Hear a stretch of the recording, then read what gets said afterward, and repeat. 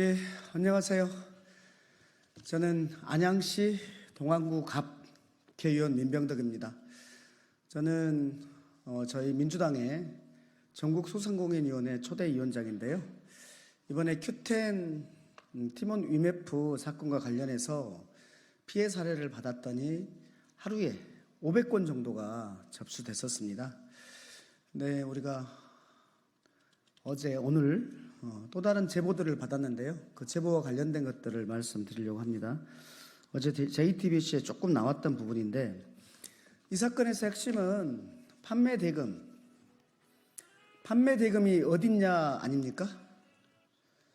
분명히 직전까지 판매를 하고 그 구매자들로부터 돈을 받았는데, 그 돈을 정산해 줘야 되는데 그 정산을 늦게 해주는, 정산 주기를 늦게 해주는 그 사이에 그 돈을 가지고 활용한 것들이 문제여서, 이 문제에 대한 이제 향후에 어떻게 막을 것인가에 대한 문제가 있겠지만, 여기서 핵심이 뭐냐면 지금 그 판매 대금이 어디 있냐, 그것을 찾아야지 우리 피해자들의 피해를 배상할 거 아닙니까? 그래서 구형배의 책임 재산을 찾는 것이 지금의 핵심이기 때문에 구형배의 지분 구조, 돈이 어디에 숨겨 있겠다라는 내용들에 대해서 지금 말씀드리는 겁니다. 지금 구형배 회장 중심으로 본 지분 구조, 이게 여기 있는 게 지형배 회장 중심으로 보이는 지분 구조입니다. 이 지분 구조를 보면은 구형배 회장이 이렇게 많은 곳에다가 국내에 이렇게 많은 걸 가지고 있습니다. 그 중에서 보면은 지오시스 PTE라는 게 있습니다. 지오시스 PTE는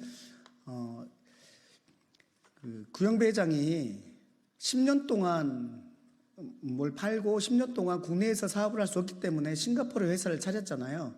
그 회사의 이름이 지오시스 PTE입니다. 지오시스 PTE. 그러면 지오시스 PTE가 가지고 있는, 전 세계에 가지고 있는 지분들이 나오는 겁니다. 다 결국은 다 구형배 회장의 것이죠. 그러니까 저희는 이 부분들을 찾아야 된다는 겁니다. 구형배 회장의 지분에 대해서, 국내 지분, 개인적인 지분에 대해서 저희가 말씀을 먼저 드리는 거고, 그리고 구형배 회장이 가지고 있는 해외 회사인 지오시스 PTE를 말씀드리고, 그 지오시스 PTE가 세계 각국에 가지고 있는 그 지분을 말씀드리는 겁니다. 여기에 대해서 우리 검찰과 관계 당국에서는 빨리 조속히 이 재산들을 찾는 이런 절차들을 밟아달라라는 말씀을 드리는 거고요. 이것과 관련해서는 지금 당장 제보자를 말씀드릴 수는 없지만 정확한 제보를, 이름까지 정확하게 있는 제보를 직접 받았다는 말씀을 드립니다. 두 번째는 구형배의 조세피난처에 대한 얘기입니다. 구형배가 조세피난처에 대해서 돼 있는 게 있습니다. 지오시스 홀딩스라고요. 있나요?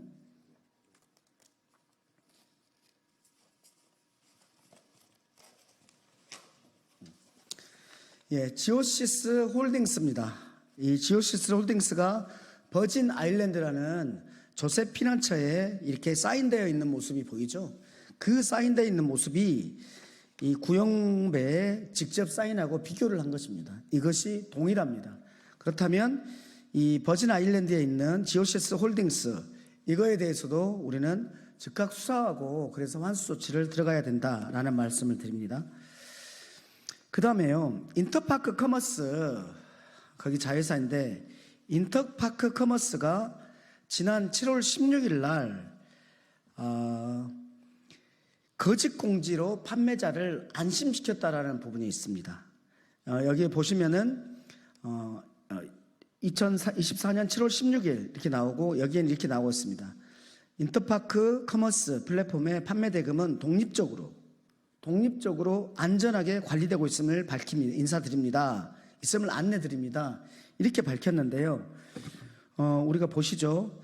인터파크 커머스의 또 7월 30일 공지를 보시면 7월 30일 6시 30분에 판매 대금이 지연된다는 공지를 올렸습니다. 판매 대금이 지연된다는 공지를 7월 30일 6시 30분 올렸습니다. 그런데 그 다음 장에 보면 인터파크 커머스는 7월 31일 날도 계속 주문을 받고 있다는 겁니다. 그때까지도 계속해서 판매를 하고 있다는 겁니다. 판매 대금이 안 나간다는 공지를 하면서도 그 구매에 대해서는 막지 않고 계속 받고 있다. 이건 좀 도대체 어떤 황당한 일인가? 계속해서 피해가 늘고 있다는 얘기 아닙니까? 이 부분도 지금 하고 있지 않다라는 말씀을 드리고요. 그 다음에 지금 금감원에서 하고 있는 조치와 관련해서 이 민원창구 웹을 두고 있습니다. 그런데 이 사건이 이렇게 중요하면 별도의 웹을 두어서 민원창구를 두어야 되는데 이걸 두지 않고 안이하게 대처하고 있다라는 말씀을 드리고, 소비자원에서는 지금 집단 분쟁, 여행에 대해서 집단 분쟁과 관련해서 집단 소송을 위한 원고 모집, 이것만 하고 있습니다.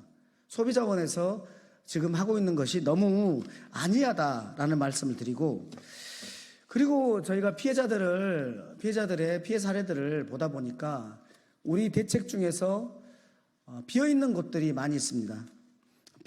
구매 피해자의 사각지대가 많은데요. 첫째는 신용카드 중에서 할부 계약과 같은 경우에는 어떻게 되는 거냐. 신용카드 일시불은 동일하게 일시불은 처리해 준다고 했는데, 그러면 할부 계약도 일시불하고 동일하게 이것을 처리해 주어야 된다라는 주장이 있는 거고요. 두 번째는 계좌 이체 방식으로 이체한 이것에 대해서 지금 구제가 안 되고 있다. 계좌 이체 방식으로 결제한 것에 대해서 구제가 되지 않고 있다라는 말씀이고요. 세 번째, 휴대폰 결제로 한 사람들도 있습니다.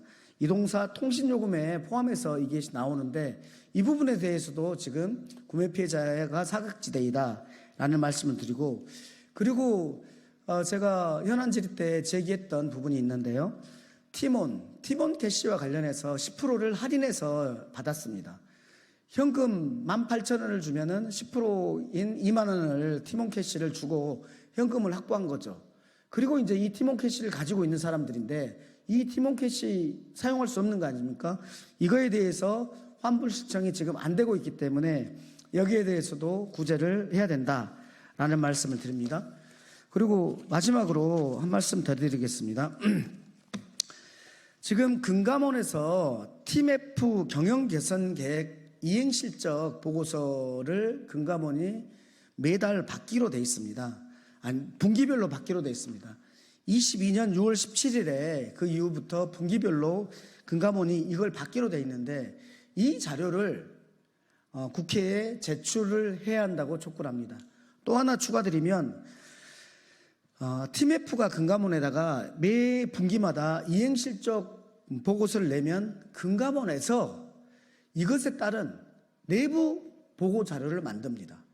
이것을 가지고 계속 보고를 했을 거거든요. 금감원이 TMF의 이행실적 보고서를 분석하고 내부에 보고한 내부 보고 자료, 이 보고 자료까지 국회에 제출할 것을 촉구한다는 말씀을 드립니다.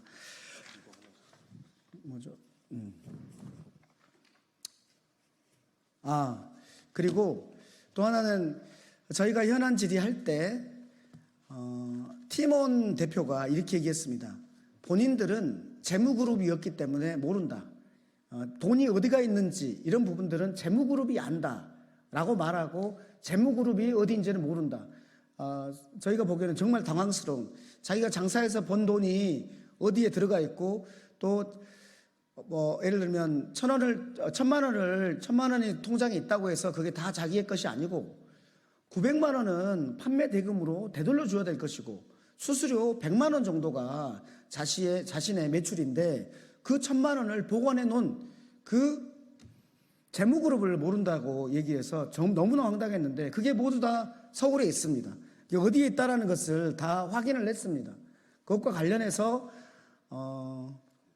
검찰에서는 검찰에 당연히 그걸 제출할 여유가 있는 건데 검찰에서는 바로 재무그룹에 대해서 조치를 해야 된다. 모르쇠가 아니고 제가 제보받은 바에 따르면 재무그룹이 어디이다라는 것이 다 제보를 받았기 때문에 검찰에서 이 내용에 대해서도 바로 즉각 수사에 돌입할 것을 요청드립니다.